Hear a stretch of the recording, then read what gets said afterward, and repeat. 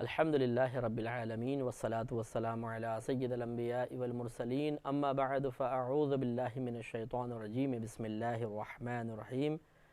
الحمدللہ پروگرام الہادی میں درس قرآن کا سلسلہ جاری ہے، اور فی الحال جس موضوع پر ہم درس قرآن کر رہے ہیں وہ اللہ تعالیٰ کی ذات و صفات ہے، اور اللہ تبارک و تعالیٰ کی ذات کو ہم نے پہلے لیا ہے، صفات پہ انشاءاللہ اس کے بعد کلام سٹارٹ ہوگا۔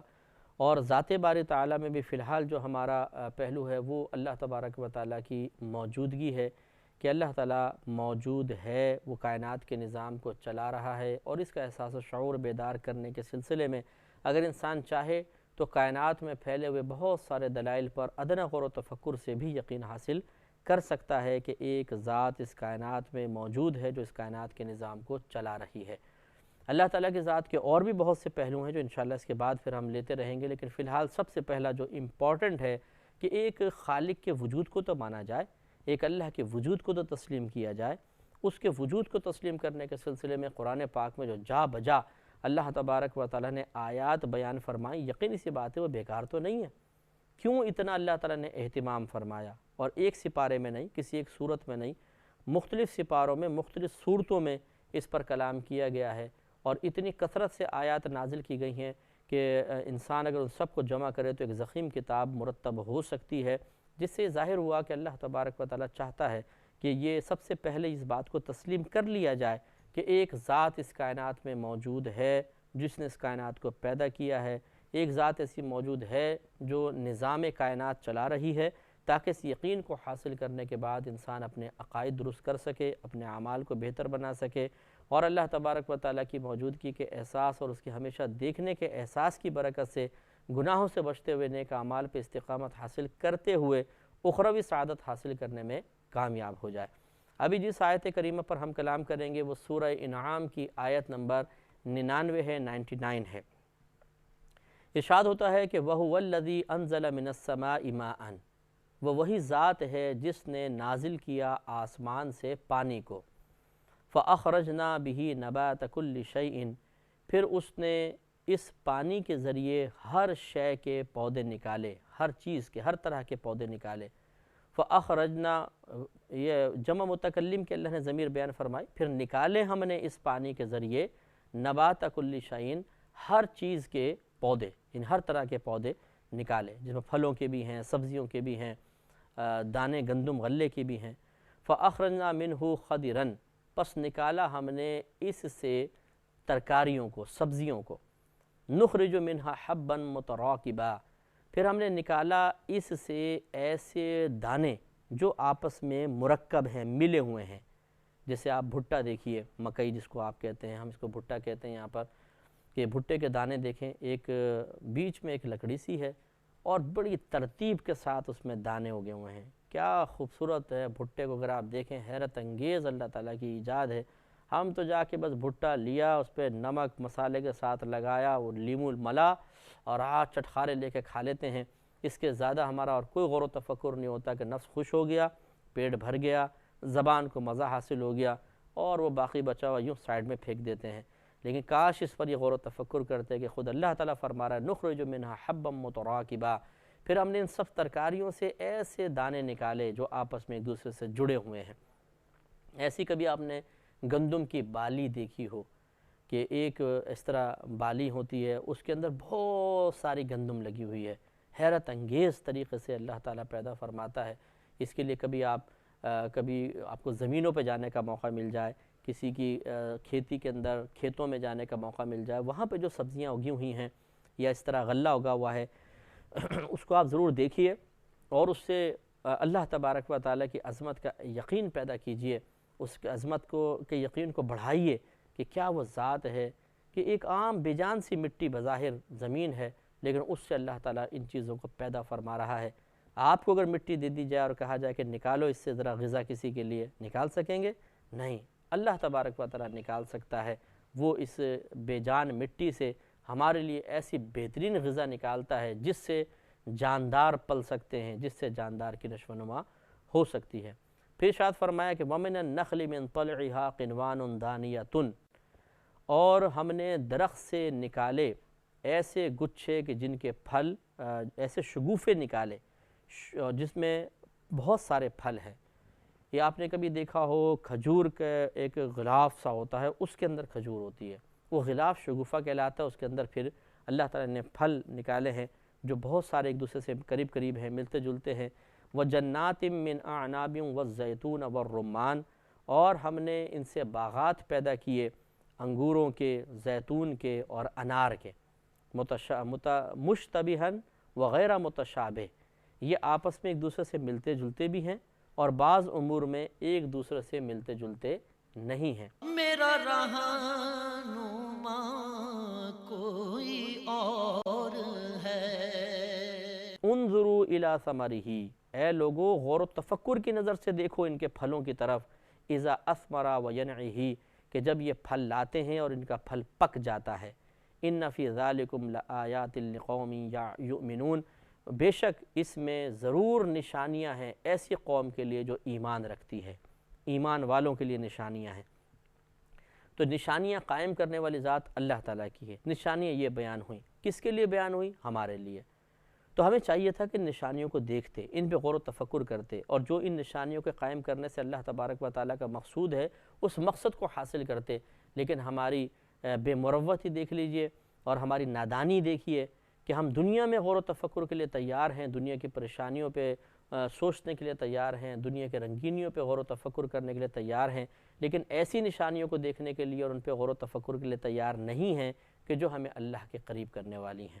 اپنا تھوڑا سا زاویہ نظر بدلنے کی ضرورت ہے، زاویہ فکر بدلنے کی ضرورت ہے اور اللہ تعالیٰ کے قریب آنے کی ضرورت ہے. تو ذرا غور کریں. ایک بات تو یہ کہ اللہ تعالیٰ نے اس سے ترکاری سبزیاں پیدا فرمائیں جن کے دانے آپس میں ملتے جلتے ہیں. تو آپ سبزی والے کے دکان پر جا کر مختلف سبزیاں دیکھیں، ایک ہی کھیت ہے، اس کو 3-4 حصوں میں تقسیم کر کے ایک حصے میں گوبھی اگی ہوئی ہے، دوسرے میں گاجر ہے، تیسرے میں پالک ہے، چوتھے میں پیاز ہے، پانچویں میں مولی ہے. اور ان سبزیوں کے دیکھیں ذائقے علیحدہ، خواص علیحدہ، فائدے علیحدہ، سب کچھ کیا، اور ان کے استعمال علیحدہ. ایک ہی کھیت میں اللہ نے کیسی کیسی نعمتیں اگائی ہیں، ان پہ غور و تفکر کی ضرورت ہے. واقعی کیا ہم ایک گاجر اپنے پاس سے تیار کر سکتے ہیں؟ دیکھیں گاجر کی قلم لگانا، اس کی اس میں لگا دی، اس میں اس میں لگا دی، تو اللہ کی پیدا کردہ ہے. جس میٹیریل کی گاجر بنی ہوئی ہے کہیں سے وہ میٹیریل لے کر، مثلا اس میں مثال کے طور پہ کاربن بھی ہے، مثال کے وائٹامنس ہیں، آپ کاربن لیں، وائٹامن لیں، ایک گاجر تو بنا کر دکھا دیں. تمام دنیا کے لوگ مل کر بھی ایک گاجر تیار نہیں کر سکتے. اللہ تبارک و تعالیٰ ان سبزیوں کو پیدا فرماتا ہے، غور و تفکر کی ضرورت ہے. اسی طرح مختلف غلہ آپ دیکھ لیں، باجرہ ہے، چاول ہے، گندم ہے، گندم ہے اور جو ہے، اس سے آٹا بنتا ہے. پھر آٹا ہم کھاتے ہیں، چاول کو چاول کی شکل میں کھاتے ہیں، چاول سے روٹیاں بنتی ہیں، باجرے کی روٹی بھی ہوتی ہے. بیسن ہے، چنا اگتا ہے، اس سے بیسن بنتا ہے. کیا اللہ تبارک و تعالیٰ نے عظیم ترین مطلب اپنے علم سے عظیم چیزوں کو پیدا فرمایا جن پہ غور و تفکر کرنے کے بعد عقل حیران رہ جاتی ہے کہ یہ مختلف ان میں ذائقے کس نے رکھے ہیں، مختلف کلرز کس نے دیے ہیں، مختلف خواص اور فضائل کس نے اس میں رکھے ہیں. یقیناً ہمارے اللہ تعالیٰ کی ذات پاک ہے جو ان تمام کاموں کو کر رہی ہے، ورنہ کوئی دوسرا ہو تو ایسا دکھائے. خود اللہ، میں آخر میں اگر موقع ملا میں آپ کو ایک آیت عرض کروں گا جس میں خود اللہ تبارک و تعالیٰ نے چیلنج دیا ہے کفار کو کہ اگر کوئی اور ایسا ہے جو ان چیزوں کو بنا سکتا ہے تو وہ مجھے دکھاؤ. کوئی ہے جو قیامت تک اس چیلنج کو قبول کر سکے؟ یقینی سی بات ہے کہ نہیں. تو پھر اللہ تعالیٰ کو چھوڑ کر دوسروں کی طرف مائل ہونا بہت بڑی بے وقوفی ہے یا نہیں ہے؟ آگے اللہ تعالیٰ نے ارشاد فرمایا کہ ہم نے درختوں میں سے شگوفے پیدا کیے جن میں پھل ملتے جلتے ہیں، ملے ہوئے ہیں آپس میں. جسے آپ کھجور کو دیکھ لیں، کبھی آپ نے کھجور اگی ہوئی دیکھی ہو یا کٹا ہوا اس کا کھجور کا ایک پورا گچھا ہو وہ دیکھا ہو کہ اس میں اس طرح یوں شاخیں نکلی ہوتی ہیں اور اس کے آگے کھجور لگی ہوتی ہے، پورا بڑا گچھا اگر آپ دیکھیں. یا جب اگر آپ نے باغات دیکھے ہوں، مثلا عرب کنٹریز میں جانے کا بھی اتفاق ہوا، وہاں پر جو کھجور ہوتی ہے سبحان اللہ، ہمارے اندرون سندھ میں کھجور لگتی ہے اور کیا اس کی مطلب بناوٹ ہے کہ دیکھ کے ہی دل خوش ہو جاتا ہے. اور اتنی نیچے نیچے کھجوریں ہوتی ہیں. جب دبئی سائڈ پر ہم لوگ گئے، اس طرح مسقط جانے کا میرا اتفاق ہوا کہ بالکل اتنے درخت اور اتنی یعنی کئی کلو کے حساب سے اس میں کھجور ہیں کہ آدمی اگر لیٹ کے بھی چاہے یوں ہاتھ بڑھا کر وہ توڑنا چاہے وہ توڑ سکتا ہے. چھوٹی نسل کے درخت ہیں اور کیا پھر اللہ تعالیٰ نے اس میں ذائقہ رکھا ہے، کیا توانائی رکھی ہے، کتنا خوبصورت انداز سے آپ اس کو توڑیں، اندر سے گٹھلی نکلے گی جو خود ایک بیج ہے، اسے اگائیں گے، مزید درخت لگ جائیں گے، اس میں مزید کھجوریں. تو یہ تمام چیزیں ہمیں دعوت فکر دے رہی ہیں کہ ایسے تو اس میں ذائقہ پیدا نہیں ہو گیا، ایسے تو اس میں توانائی پیدا نہیں ہو گئی، یقیناً ہمارے رب کی ذات ہے جس نے اس میں توانائی پیدا فرمائی ہے. اور پھر اللہ تعالیٰ فرماتا ہے کہ ہم نے باغات اس سے پیدا فرمائے، ان میں انگور ہیں، زیتون ہیں اور انار ہیں.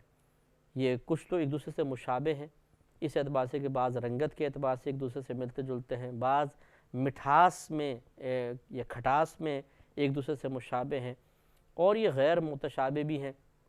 اس طرح کے بناوٹ علیحدہ علیحدہ ہے، خواص اور فضائل علیحدہ علیحدہ ہیں. انار کو دیکھ لیں، انگور کو دیکھ لیں.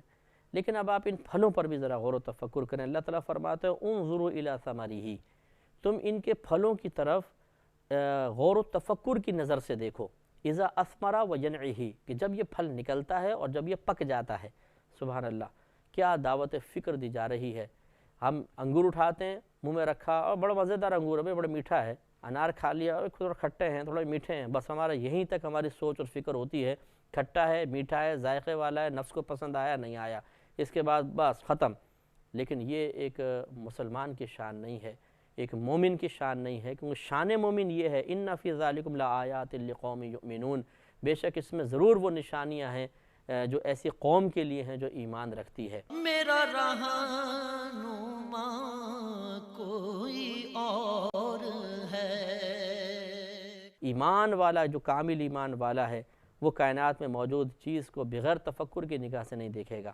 اب آپ دیکھیے، ایک امرود رکھ لیں، ایک آپ کیلا رکھیے، ایک انگور کا گچھا رکھیے، ایک آپ گنا رکھ لیجئے، ایک آپ انار رکھیں، آج کل مالٹے چل رہے ہیں، آپ مالٹے سامنے رکھ لیں، اور پھر ان پہ غور و تفکر کریں کہ کیا اللہ تبارک و تعالیٰ نے ان کو بنایا ہے. پہلے یہ جب کچے تھے تو کڑوے کسیلے سے تھے، لیکن آہستہ آہستہ جب پکے تو کیا ان میں ذائقہ پیدا ہوا، کیا خوبصورتی پیدا ہوئی، کیا رنگت پیدا ہوئی، کیا خوشبو پیدا ہوئی، کیا توانائی پیدا ہوئی.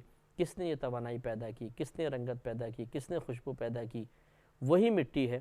اسی مٹی سے درخت سک کر رہا ہے توانائی کو، اس سے شاخیں بن رہی ہیں، پتے بن رہے ہیں، پھول بن رہے ہیں، پھل بن رہے ہیں، چھال بن رہی ہے. لیکن ہر ایک کا الگ الگ معاملہ کہ پھل کے اندر وہ جب پانی اور غذا پہنچ رہی ہے تو الگ اس کا رس بن رہا ہے، اس کے اندر الگ چیزیں پیدا ہو رہی ہیں. پتا جب بن رہا ہے تو پتے اپنے حساب سے اس توانائی کو استعمال کر رہا ہے اور پتے کی نشو و نما نظر آتی ہے. شاخیں بڑھ رہی ہیں تو شاخ کے اندر ایک آٹومیٹک گویا کہ فیکٹری ہے کہ اسی توانائی کو شاخ بنانے میں استعمال کر رہی ہے. یہ نہیں کہ پتے کی جگہ پھل نکل آئے، پھل کی جگہ پتا بن جائے اور پتے کی جگہ شاخ بن جائے، ایسا نہیں ہے. کوئی تو ہے جو اس نظام کو کنٹرول کر رہا ہے یا خود بخود ایسے چل رہا ہے. یقین اسی بات ہے کہ جواب یہی ہوگا کہ کوئی نہ کوئی تو ہے. تو اللہ تعالیٰ نے پھلوں پر غور و تفکر کی دعوت دی. آئندہ جب کبھی بھی آپ پھل کھائیں، اس پھل کو جب آپ ہاتھ میں لیں پہلے اس کی بناوٹ پہ غور و تفکر کر لیں. مثلا انار کو ہی دیکھ لیں، ابھی تو انار کا سیزن چلا گیا ہے، لیکن انار کو ہاتھ میں لے کر آپ دیکھیں کیسا اس کا چھلکا ہوتا ہے. پھر جب اس کو چھیلیں گے آپ تو کس طرح اس کے دانے ایک دوسرے سے ملے جلے ہوتے ہیں اور کیا ان کے اندر ذائقہ اللہ نے رکھا ہے. چھلکا ہٹائیں، چھلکے کے اندر محفوظ رس موجود ہے، ذرہ برابر گندگی نہیں، بدبو نہیں، کوئی اسمیل نہیں، تر و تازہ اور ایسی عظیم توانائی. اس طرح آج کل مالٹے ہیں، مالٹے آپ دیکھیے چھلکا بالکل کڑوا ہے، اور غالباً اس کے کڑوے رہنے میں یہ بھی ایک حکمت ہوگی کہ اندر کا رس بڑا میٹھا ہے. اگر یہ کڑوا پن نہ ہوتا تو کیڑے گھس جاتے، اس کے کڑوے پن سے گھبرا کے پیچھے ہٹ جاتے ہوں گے. ایسا زبردست ہوتا ہے مالٹا. آپ اس کا چھلکا ہٹائیے، پھر اندر جو اس کی پھانکوں کی ترتیب اللہ نے قائم فرمائی ہے، ایک گیند کی طرح حیرت انگیز گول، اور اس کے اندر پھر ان پھانکوں کے اندر آپ دیکھیں چھوٹے چھوٹی تھیلیاں جیسی ہیں جو مل کر پوری ایک پھانک بنتی ہے، اور جب وہ مل کے بن گئے اس پہ ایک پرت چڑھا دی گئی تاکہ وہ بالکل محفوظ و پھیل نہ جائیں. یہ سب چیزیں تفکر کی دعوت دے رہی ہیں. کس نے اس مخصوص ترتیب سے اس پھل کو بنایا ہے؟ کس نے اس کے اوپر پہلے اندر رس کے اوپر ایک تھیلی آپس میں مل کر پھر ایک پوری ایک پھانک کے اوپر ایک کپڑا چڑھا دیا، گویا کہ غلاف چڑھایا ہے. پھر ان پھانکوں کو ملا کر ایک گول بنایا، پھر اس کے اوپر ایک چھلکا، اور پھر وہ کنو لٹکا ہوا ہے. تو یہ بڑی حیرت انگیز چیز ہے. ہے کوئی پوری کائنات کے اندر ایسا جو اس طرح کا ایک کنو تیار کر کے بتا دے؟ جیسا میٹیریل اللہ نے اس میں لگایا ہے ایسی تمام چیزیں اس کو پرووائڈ کر دی جائیں اور پھر کہا جائے کنو بنا کر دکھا دو، بنا سکے گا؟ نہیں بنا سکتا۔ اس کا مطلب یہ ہے کہ اللہ تبارک و تعالیٰ کی صناعت میں کوئی اس کا شریک نہیں، جیسے ذات میں شریک نہیں، صفات میں شریک نہیں ہے، اللہ تعالیٰ کی کاریگری کے اندر کوئی شریک نہیں ہو سکتا ہے۔ تو ان چیزوں پر غور و تفکر کرنے کے بعد انسان کا ایمان کامل سے کامل تر ہوتا چلا جاتا ہے۔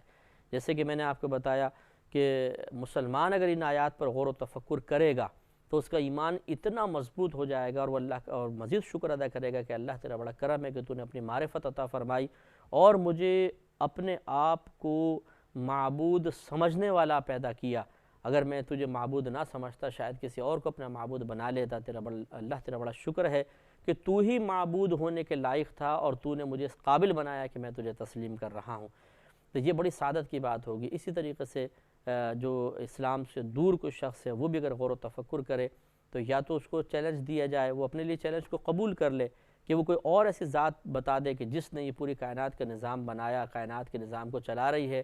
اگر وہ پیدا نہ کر سکے تو پھر مانے کہ اللہ تعالیٰ نے اس کو پیدا کیا ہے۔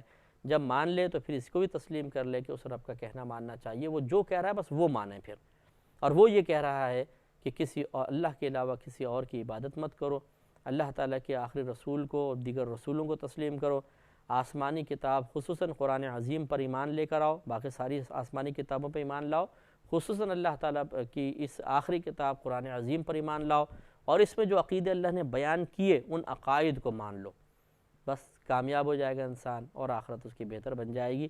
تو اس لیے اللہ تبارک و تعالیٰ نے کائنات میں جو دلائل ذکر فرمائے اور ان کو بار بار قرآن میں تفصیل سے ذکر فرما رہا ہے، وہ اس لیے نہیں ہے کہ ان کو فراموش کر دیا جائے، بلکہ وہ اس لیے ہیں تاکہ ان پر غور و تفکر کی سعادت حاصل کرنے کے بعد اپنے آپ کو اللہ کا مزید پیارا بنایا جائے، مزید اس کی بارگاہ میں اپنے آپ کو مقبول بنایا جائے۔ اگلی آیت کی طرف چلتے ہیں۔ سورہ روم کی 19 اور 20 نمبر آیت میں اللہ تعالیٰ نے اسی طریقے سے ہمیں بعض چیزیں ذکر کر کے دعوت فکر دی ہے۔